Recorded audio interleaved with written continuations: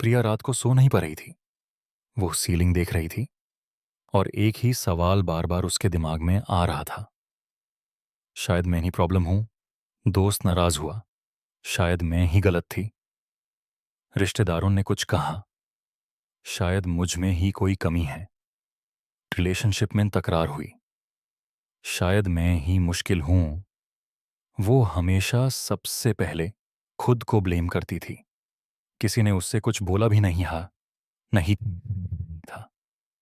किसी ने उसका नाम ही नहीं लिया था। फिर भी वो खुद को डॉक पर खड़ी कर देती थी। खुद ही जज, खुद ही गुनहगार। आज हम इस एक सवाल के सबसे गहरे सच तक जाएंगे।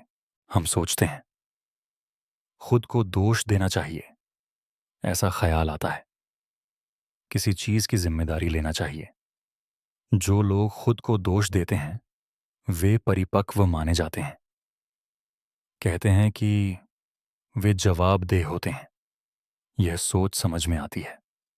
पर रुकिए, यह समझना जरूरी है। जिम्मेदारी लेना और खुद को तुरंत दोषी मान लेना दो अलग चीजें हैं। जिम्मेदारी कहती है कि यहां मेरी गलती थी और यहां नहीं थी। आत्मदोष कहता है कि सब कुछ मेरी गलती है, हमेशा मेरा दोष, चाहे हो या ना हो। साइकोलॉजी में इसे कहते हैं हाइपर रिस्पॉन्सिबिलिटी। मतलब एक पैटर्न जहां इंसान दूसरों की समस्याएं अपने ऊपर ले लेता है।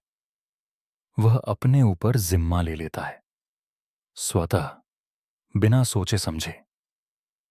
यह किसी ताकत की निशानी नहीं है। यह बहुत पुराना दर्द है। प्रिया को याद आया जब वो छोटी थी।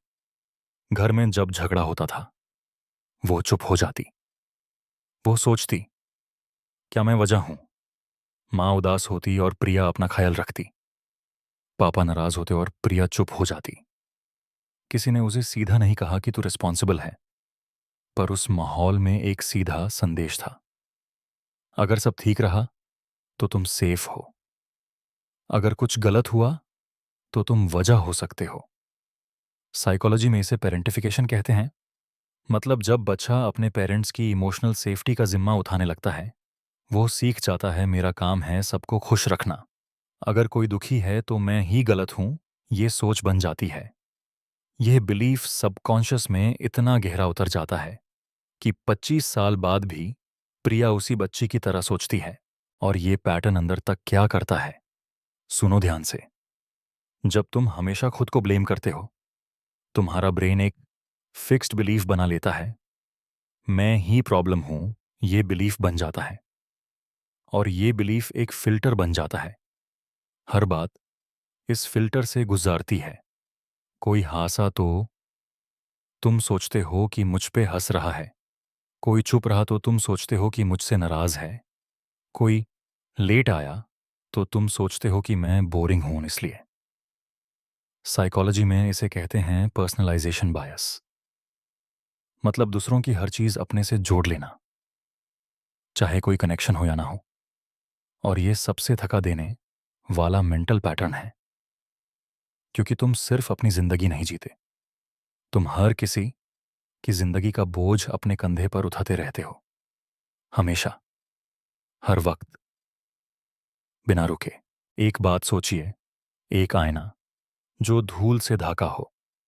तुम उसमें देखते हो और जो दिखता है वो धुंधला होता है, साफ नहीं।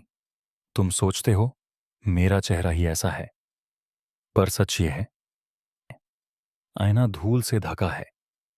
तुम्हारा चेहरा बिल्कुल सही है, सिर्फ आईना साफ नहीं। ये मैं ही प्रॉब्लम हूं, वो धूल है।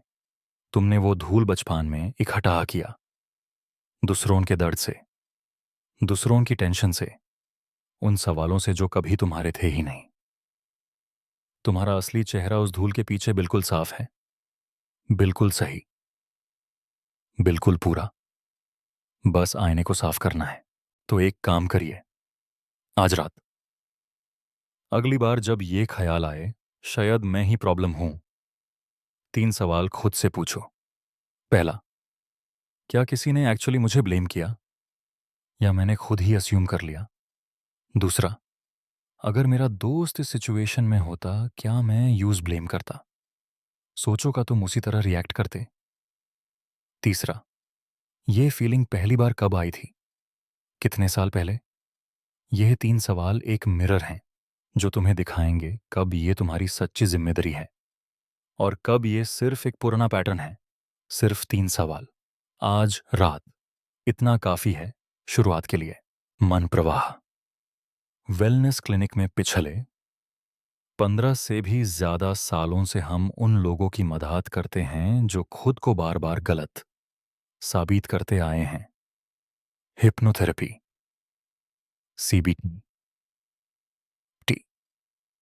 हर वो तरीका जो उस पुरानी धूल को साफ कर दे और तुम्हें तुम्हारा असली चेहरा वापस दिखा दे। अगर आप फील करते हैं कि अकेले ये नहीं हो पा रहा, तो हम हैं। प्रिया ने वो 3 सवाल खुद से पूछा और पहली बार एक जवाब आज आया जो उसने कभी सोचा नहीं था। मैं प्रॉब्लम नहीं हूं, मैं बस बहुत थक गई हूं। प्रॉब्लम होने की कोशिश करते करते आज वो सीलिंग नहीं देखती, वो खुद को देखती है। जाते जाते एक सवाल, आखिरी बार आपने खुद से कब पूछा, क्या मैं सच में प्रॉब्लम हूं या बस ऐसा फील कराता है? कमेंट में लिखिए, क्योंकि कभी कभी वो सवाल लिखना ही जवाब की शुरुआत होती है।